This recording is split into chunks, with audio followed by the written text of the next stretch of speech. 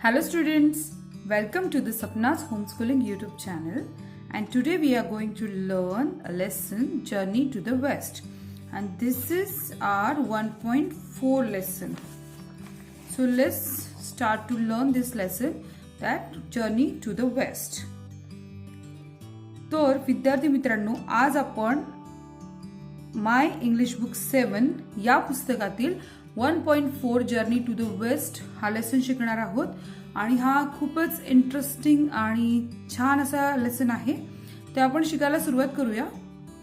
पण हा लेसन शिकण्यापूर्वी जर तुम्ही सपनाच होमस्कूलिंग या युट्यूब चॅनलला नवीन असाल तर हा चॅनल सबस्क्राईब करा, म्हणजे तुम्हाला आमचे नवनवीन व्हिडिओ तुमच्या मोबाईलवर सर्वात प्रथम दिसतील.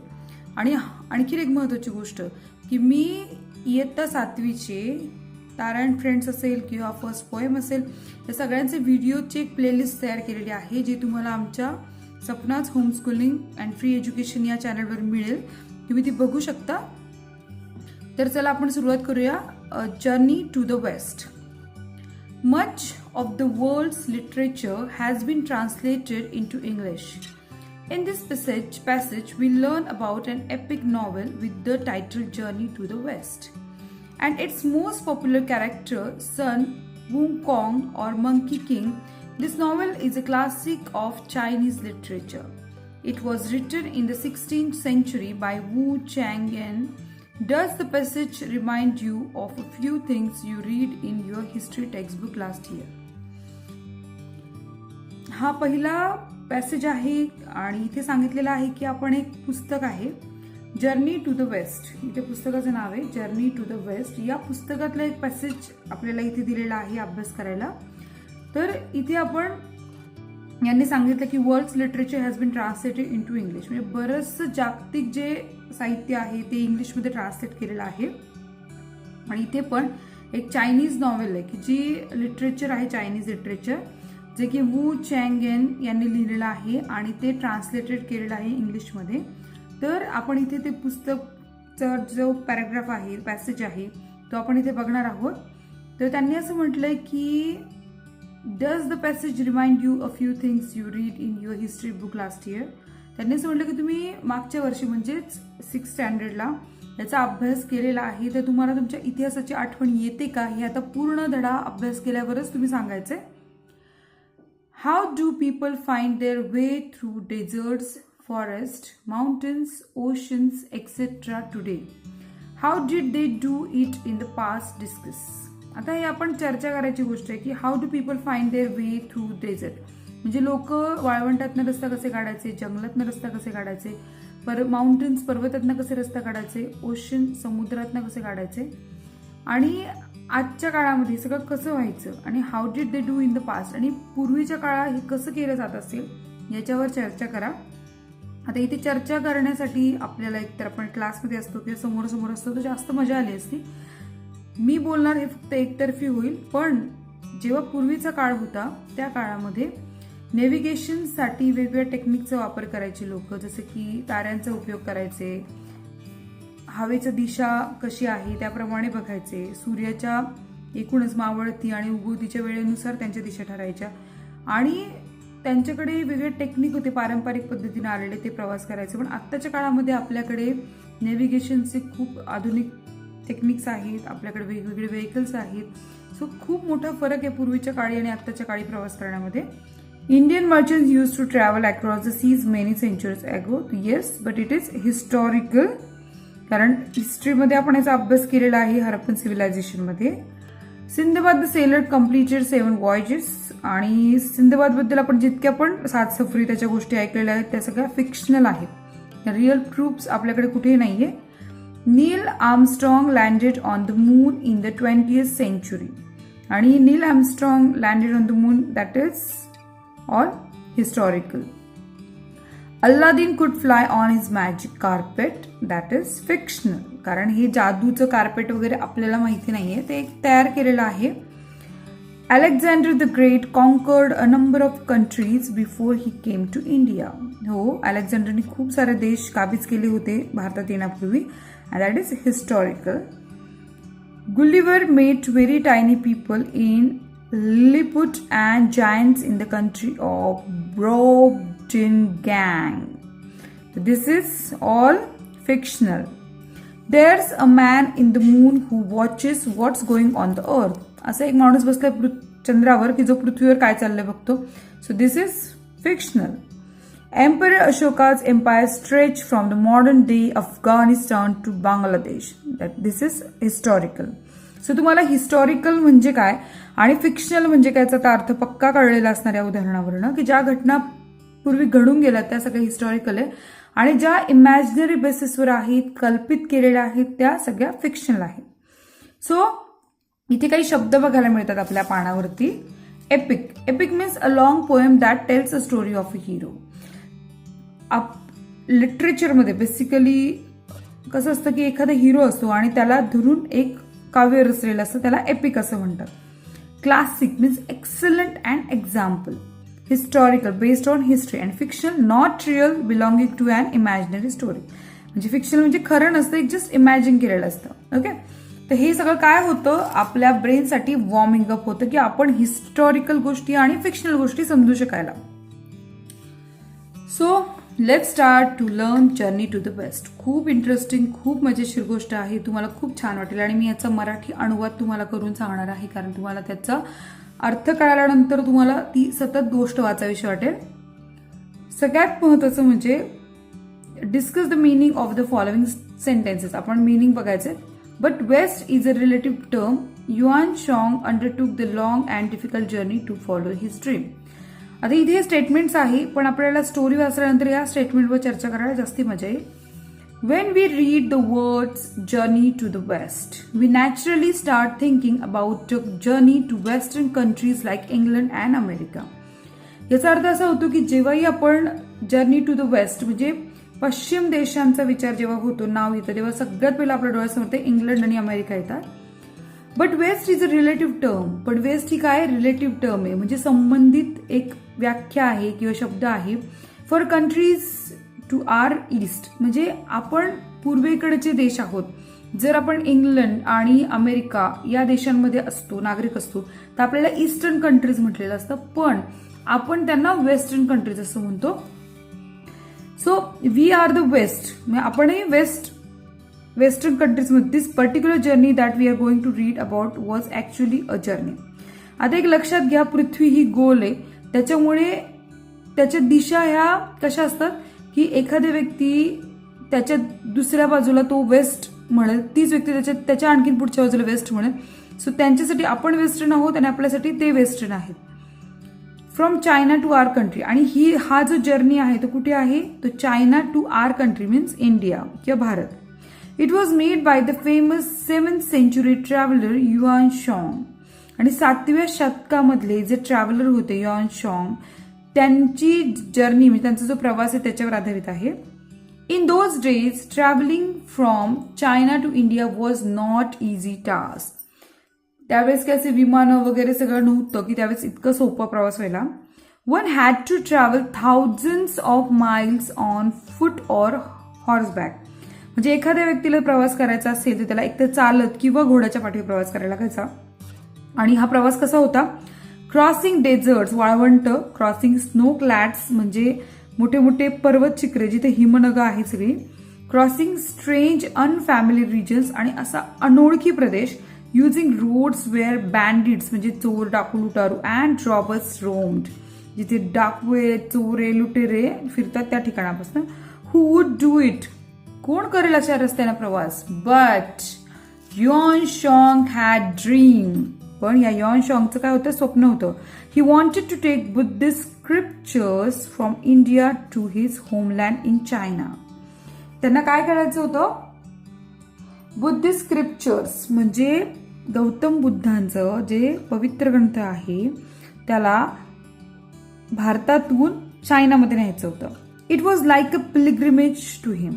पिलिग्रिमेजचा अर्थ आहे आपल्यासाठी आळंदी हे पिलिग्रिमेज आहे आपल्यासाठी पंढरपूर हे पिलिग्रिमेज आहे आपल्यासाठी काशी हे पिलिग्रिमेज आहे. मग तुमच्या आता लक्षात आलं असेल पिलिग्रिमेजचा अर्थ काय तीर्थक्षेत्र. Yuan Shang undertook the long and difficult journey to follow his dream. पण याच्यासाठी हा प्रवास इतका सोपा होता का? कारण हा जर्नी खूप अवघड होता, कारण हा थाउजंड्स ऑफ किलोमीटर होता. तुम्ही आश्चर्यचकित व्हाल आता पुढे ऐकल्यानंतर. फॉर 17 लॉंग इयर्स, 1 नाही 2 नाही 3 नाही 17 वर्ष, ही केप्ट ऑन ट्रॅव्हलिंग, तो 17 वर्ष प्रवास करत होता. Suffering many hardships on the way. Hardships म्हणजे अनेक अनेक कठीण प्रसंग, अनेक कठीण गोष्टीच्या वाटेला आल्या. He travelled across the Gobi desert. Gobi desert मधून तो गेला वाळवंटातनं. Then along the Thian Shan mountain range, या माउंटेन रेंज मधून तो गेला. And on the along the silk roads. Silk road म्हणजे जिथून रेशीमची वाहतूक केली जायची त्याला सिल्क रोड असं म्हणतात. Through regions that are now Kazakhstan, Uzbekistan, Afghanistan and Pakistan before he came to India.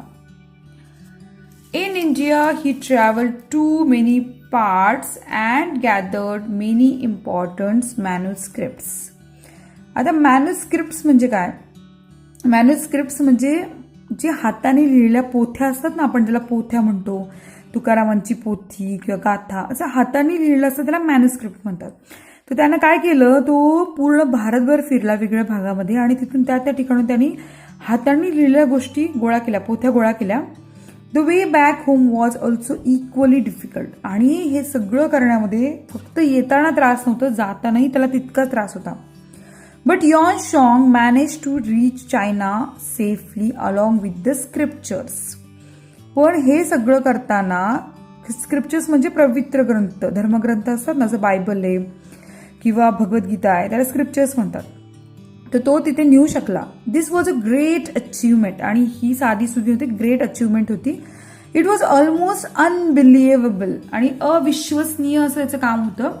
So much so that the people thought that the gods and supernatural powers had help Yuan Shang in his quest. Quest म्हणजे शोध घेणं. Supernatural power म्हणजे अशा दैवी चमत्कारिक गोष्टी असतात ना, अशा की त्याचं लोकांना काय वाटायला लागलं, इतका कठीण प्रवास, 17 वर्ष प्रवास करून आला, इतकं कठीण गोष्टी करून आला, तर याचा अर्थ नक्कीच हा याच्याकडे देवानी याला सुपरनॅचरल पॉवर्सने मदत केलेली आहे. This gave rise to many interesting folktales. आणि ह्या सगळ्यांनी काय केलं, एक इंटरेस्टिंग फोकटेल्स जन्माला घातल्या किंवा तयार केल्या. इथे बघू शकता, इथे युआन शॉंग आहे आणि त्याच्यासोबत त्याचे 3 डिसायपल्स आहेत. तर हे जे डिसायपल्स आहे इथे फोकटेल्स मध्ये सांगितलेलं आहे. रिअल फॅक्ट मध्ये भारतामध्ये फक्त युआन शॉंगचाच उल्लेख आहे हिस्टॉरिकल बेसिस. पण फिक्शनल स्टोरीज मध्ये काय आहे, जे नॉट रिअल स्टोरीज, जे खऱ्या नाहीत, त्याच्यामध्ये या 3 डिसायपलचा उल्लेख आहे. This gave rise to many interesting folktales. Centuries later and epic novel called, म्हणजे अनेक सेंचुरीज म्हणजे अनेक शतकं उलटल्यानंतर journey to the west was written about this famous pilgrimage. आणि या तीर्थक्षेत्र म्हणजे भारत मध्ये गौतम बुद्धांनी बुद्ध धर्माची सुरुवात केल्यामुळे बुद्ध धर्म ज्यांना अनुसरायचा होता त्या लोकांसाठी भारत हे एक तीर्थक्षेत्र होतं. तर या तीर्थक्षेत्राला भेट देण्याचा जो प्रवासाचा आहे सगळं, त्याला एक नॉवेलमध्ये रूपांतरित करण्यात आलं, आणि तेही अनेक शतकांनंतर. आणि त्याचंच नाव a journey to the west असं ठेवण्यात आलं. And the novel made use of many of the folk tales. आणि याच्यामध्ये सगळ्या फोक टेल्स म्हणजे काय, ज्या लोकांनी रचलेल्या कथा असतात ना, त्याला फोक टेल्स म्हणतात. The novel and the stories in it are still very popular. आणि आजही अनेक 7वं शतक आहे आणि आज 21वं शतक आहे. आज इतकी शतकं उलटल्यानंतरही त्या सगळ्या कथा तितक्याच प्रसिद्ध आहेत. The novel tells us that there are many demons. म्हणजे ही कथा कशी आहे, ह्या नॉवेलमध्ये काय सांगितलंय, देअर आर मेनी डेमॉन्स, खूप दुष्ट लोक, अँड एविल म्हणजे वाईट शक्ती असतात, powers who are eager to kill and gobble up the holy monk. म्हणजे या ज्या सगळ्या वाईट शक्ती आहेत, त्या सगळ्या वाईट शक्तींना काय करायचंय, होली मॉन्क. आता होली मॉन्क म्हणजे काय, बुद्ध धर्माला अनुसरणाऱ्या एखाद्या व्यक्तीला किंवा जो धर्माचा प्रसार आणि प्रचार करतोय त्याला मॉन्क असं म्हणतात.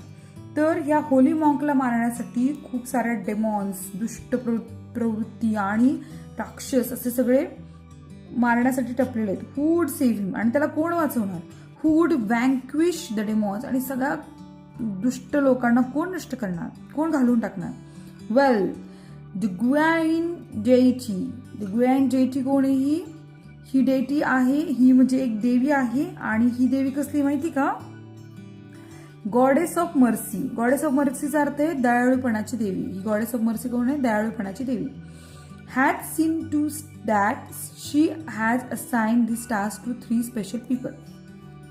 ही जी ग्वॅइन डेटी आहे तिला, म्हणजे ती जी दयाळूपणाची देवी, तिला खूप दया येते असं स्टोरीमध्ये लिहिले, आणि हे फिक्शनल आहे, हे खरं नाही, हे समजून घ्या. तर तिला खूप दया येते आणि ती काय करते?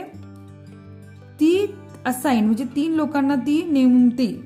सन वुंगकॉंग और द मंकी किंग. त्याची प्रत्येकाची 2-2 नाव आहेत. झू बज्जी और पिक्सी अँड शा वुजिंग और सँड प्रिस्ट. असे 3 लोक आहेत, त्याच्या प्रत्येकाचं डबल नाव आहे. Now this 3 character are so, they are not saints. हे संत नाही. सेंट्सचा अर्थ काय? संत. In fact though they all have super natural powers, आणि हे सगळ्यांकडं अनैसर्गिक शक्ती, खूप प्रचंड शक्ती यांच्याकडे. They are known trouble makers. पण त्यांना ट्रबल मेकर्स म्हणजे कसं माहिती का? तुमच्या वर्गात असेल ना कुणीतरी शरारती, त्रास देणारं, मस्ती करणारं, खोड्या काढणारं, तसे ते ट्रबल मेकर्स असतात. So the gods have thrown them out of the heaven. Thrown them out म्हणजे त्यांना अक्षरशः फेकून दिलंय स्वर्गातनं. However, the kind deity Guain has offered each of them. म्हणजे देवानं जरी त्यांना बाहेर काढलंय, पण ही जी गुआइन देवी ही मुळातच खूप प्रेमळ, दयाळू आहे. ती त्यांना एक ऑफर देते. ऑफर म्हणजे काय माहिती का? की एखाद्याला आपण म्हणतो ओके ठीक आहे, तुला शापातनं वाचवायचंय ना, तर तुला मी एक ऑफर देते की तू हे करून दाखव, मग मी तुझ्यासाठी हे करते. More chance. ती म्हणते की तू मला, मी एक संधी देते. If you help the holy monk in his pilgrimage to India. म्हणजे त्याला जर तीर्थक्षेत्राचा प्रवास आहे ते करण्यासाठी जर तुम्ही मदत केली तर, if you use your powers for this good work, आणि हे चांगल्या कामासाठी जर तुम्ही काम केलं, then you may return to the heaven. मग मी परत तुम्हाला स्वर्गात घेईन. That is why the 3 characters have agreed to be Yongshong disciples and to help Yongshong in his difficult journey. Disciples म्हणजे शिष्य बनणं, म्हणजे 3 लोक ते योंगशॉंगचे शिष्य बनायला तयार झाले आणि त्याच्या प्रवासात त्याला मदत करायला तयार झाले. And sure enough they have many thrilling म्हणजे हा प्रवास कसा होता माहिती का? सगळा तुम्ही पिक्चर पाहिले असतील असे. थ्रिलचा अर्थ काय होतो? थरार. तो प्रवास साधा सुद्धा नव्हता, तर त्याच्यामध्ये खूप सारे डेमॉन्स आणि एव्हिल्स होते ना, पॉवर्स होत्या. एक्साइटिंग म्हणजे असं उत्तेजक होता, एकदम उत्साहवर्धक. अँड समटाइम्स ह्युमरस, काही गंमतचे प्रसंगही होते त्या ऍडव्हेंचर सगळ्या त्या प्रवासामध्ये. On the way the Holy land India, म्हणजे भारताला काय म्हणायचे? होली लँड म्हणायचे, म्हणजे पवित्र प्रदेश असं म्हटलं जायचं भारताला तेव्हा. The most powerful among the 3 disciples is Sun Wukong. आणि या तिघांमध्ये सगळ्यात पॉवरफुल कोण होतं? Sun Wukong. Everything about him is extraordinary. आणि याच्याबद्दल सगळं एक्स्ट्राऑर्डिनरी. लक्ष देऊन ऐका, तुम्हाला भारी वाटेल ना काय काय कॅपॅसिटीज आहे. He was born when winds blew over a huge stone egg on the Flower Fruit Mountain. इतकं वारं वाहत होतं जन्माच्या वेळेस. He is able to transform himself in 72 different ways. 72 प्रकारे तो स्वतःला बदलू शकत होता. Not only that, but he can also transform each of his hair strands into any living or non-living things of his choice. म्हणजे त्याच्या केसाचा एक धागा सुद्धा स्वतःला living things and non living things माहिती जैविक आणि अजैविक घटकात बदलू शकत होता त्याच्या मर्जीनुसार. His as you wish gold banded causal is also magical. म्हणजे त्याचे प्रत्येक त्याच्याकडे असणारं साहित्य, हत्यार, हे सगळं काय होतं? मॅजिकल होतं. It can grow as a big as a pillar. आणि कसं होतं ते सगळं पिलर सारखं वाढणारं, सपोर्टिंग टू द स्काय, म्हणजे फार आकाशाला सपोर्ट करणारं. But at other time it become as a tiny as a needle. किंवा दुसऱ्या वेळेला फार सुईसारखं टोकीर इतकं बारीक पण व्हायचं. Then the monkey king just tucks it away behind his ear. आणि हे सगळं तो काय करायचं? त्याच्या कानामागे पण ठेवू शकायचा. Sun Wukong can travel thousands of kilometre in just 1 somersault. म्हणजे तो किती वेळामध्ये प्रवास करायचा? समरसॉल्टचा अर्थ काय? म्हणजे तो एका कोलांटी उडीमध्ये काय करायचा, थाउजंड्स ऑफ किलोमीटर तो अंतर कव्हर करायचा. म्हणजे तो किती फास्ट असेल विचार करा. तो आपण कोलांटी उड्या मारणं किती सहज बोलतो, तर कोलांटी उड्यांसाठी किती भारी शब्द आहे बघा बरं. कोलांटी उड्यासाठी शब्द काय, somersault. And he can walk through fire, आणि तो आगीवरनं पण चालू शकत होता. अँड ट्रॅव्हल अंडर वॉटर, आणि पाण्यातनं पण जायचा. And fly to any place at will, आणि त्याला हवं तिथं उडू शकायचा. His body is as hard as diamond, आणि तो एखाद्या हिऱ्यासारखा टणक होता. So no one and nothing can injure him, त्याला कुणीच त्रास देऊ शकत नव्हतं. His golden gaze, fiery eyes, त्याचे डोळे जे कसे होते, फिअरी आईज होते. हॅव एक्सरे विजन होते. No one can deceive him. X-ray vision म्हणजे पुढच्याच्या मनामध्ये काय चाललं त्याला कळायचं. डिसीव्ह म्हणजे फसवणे, तर पुढचं त्याला कधी फसवू शकत नव्हता.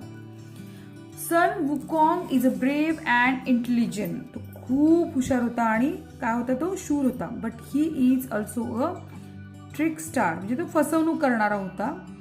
ही लव्स टू हॅव फन, त्याला मजा करायला आवडायची. And some of his super powers help him to just that, आणि त्याचे सुपर पॉवर्स त्याला मदत करायच्या. ही has a vase which can stuck in anything or anyone, त्याच्याकडे असं भांड होतं ज्याच्यामध्ये कुणीही बसू शकायचं आणि कसंही बसू शकायचं. He can simply point at a lock and open it, तो नुसतं एखाद्या कुलपाकडे बोट करायचं आणि ते कुलूप उघडायचं. He is very very very quick and he can grow very big and very tiny, तो कितीही मोठा व्हायचा आणि कितीही छोटा व्हायचा. ॲट अ ब्लिंक, आणि कसं डोळ्याची पापणी झाकता क्षणी तो मोठा, झाकता क्षणी तो बारीक. You can imagine how he must have teased his enemies using this tricks. आता तुम्ही विचार करा, जर एखाद्या शत्रू पुढे या सन वुकॉंग सारखा व्यक्ती पुढे उभा राहिला, त्या शत्रूची काय अवस्था होऊ शकेल. If you want to read about the adventures that Sun Wukong and his companion म्हणजे साथी सोबती करणारे, हॅड ऑन द वे, त्याच्या प्रवासात सोबती करणारे जे लोक आहेत, आणि हा सगळा जो ॲडव्हेंचरस प्रवास आहे ते तुम्हाला वाचायला आवडेल का. You will find the stories in the English translation of Journey to the West. तुम्हाला इंग्लिश ट्रान्सलेशन जे आहे जर्नी टू द वेस्ट, यात तुम्हाला सगळं वाचायला मिळेल. Some of the stories have also been turn in to films, आणि यातल्या काही स्टोरींचे पिक्चर पण झालेले आहेत. मंकी किंग पिक्चर तर तुम्हाला माहिती असेल, खूप प्रसिद्ध आहे. What would you like to better to read or historical account of Yuan Shang travels, म्हणजे तुम्हाला हिस्ट्रीमध्ये युआन शाँग वरती खूप छान लिहिलेलं आहे ते वाचायला आवडेल. Or read a fantastic stories of Sun Wukong, का या सन वुकॉंग वरती लिहिलेले पिक्चर किंवा त्यांच्यावर लिहिलेल्या स्टोरीज वाचायला आवडतील. Maybe you should read both to find out what you like better. तुम्हाला नक्की दोन्ही वाचायला आवडेल. So happy reading. ओके, आता आपण हे सगळं लेसन वाचलेलं आहे, पण याच्याशी रिलेटेड अनेक प्रश्न आहेत. तर हे सगळे प्रश्न आपण आपल्या इंग्लिश वर्कशॉपमध्ये सोडवणार आहोत. मी हा फक्त या स्टोरीचा तुम्हाला मराठी अनुवाद करून सांगितलेला आहे प्रत्येक शब्दाचा. तुम्हाला असं वाटतं ही स्टोरी ऐकणं तुमच्यासाठी खूप मजेची गोष्ट असणार आहे, तुम्हाला खूप मजा येईल. आता मी लगेचच हा त्याचा दुसरा व्हिडिओ करणार आहे जो की मी अपलोड करेल तुमच्यासाठी, आणि याची वर्कशॉपची लिंक या तुमच्या स्टोरीच्या व्हिडिओमध्ये देईल आणि स्टोरीची लिंक वर्कशॉपच्या व्हिडिओमध्ये देईल, जेणेकरून तुम्हाला हे दोन्ही व्हिडिओ लगेच सापडतील. सो डिस्क्रिप्शन बॉक्समध्ये लिंक बघायला विसरू नका. आणि ही स्टोरी आवडली असेल, a journey to the west, नक्की लाईक करा, म्हणजे मला आणखीन उत्साह येईल तुमच्यासाठी व्हिडिओ करायला. आणि जर तुम्ही अजूनही सपनाज होमस्कूलिंग चॅनलला सबस्क्राईब केलं नसेल तर पटकन सबस्क्राईब करा, कारण सबस्क्राईब करणे पूर्णतः फ्री आहे. सो वाट कसली बघताय, come on, press the button subscribe and hit the bell icon. We will meet in next video. Chalo, till then, bye bye.